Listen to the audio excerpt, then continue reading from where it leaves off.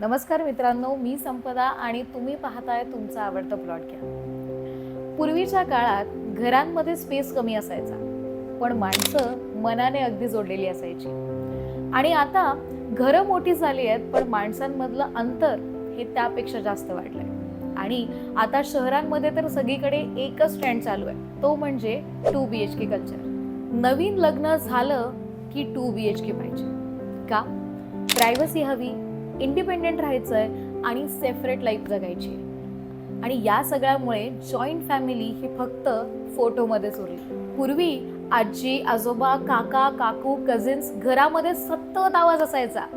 पण आता लक्झरी फ्लॅटमध्ये सुद्धा कधी कधी घर खूप जास्त रिकामं वाटतं. आणि अशाच वेळी मनामध्ये एक प्रश्न येतो की या लक्झरी लाईफने आणि या 2 BHK कल्चरने खरंच माणसामधलं कनेक्शन कमी केलंय का? आत्ताची मुलं ही आजी आजोबांसोबत मोठी होत नाहीत. आई वडील दोघेही जॉब करतात आणि त्याच्यामुळे सतत बिझी असतात. आणि या सगळ्यामुळे त्यांच्या मुलांचं बालपण हे मोबाईल सोबत जातं. पूर्वी आपले प्रॉब्लेम्स पूर्ण फॅमिली सोबत शेअर व्हायचे, पण आता एन्झायटीच्या स्टोरीज या इंस्टाग्रामवर पडतात. आणि खरं सांगायचं झालं तर हा घराचा बदल नाहीये, तर लाईफस्टाईलचा एक खूप मोठा शिफ्ट आहे.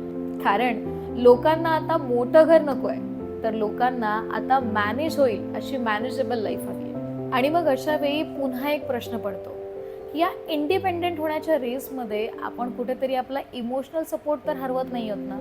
कारण मी मान्य करते, जॉईंट फॅमिलीमध्ये तुम्हाला प्रायव्हसी कमी मिळेल, पण एकटेपणा कधीच नाही वाटणार. तर मग मित्रांनो, या बाबतीत तुमचं काय मत आहे हे आम्हाला कमेंटमध्ये नक्की कळवा.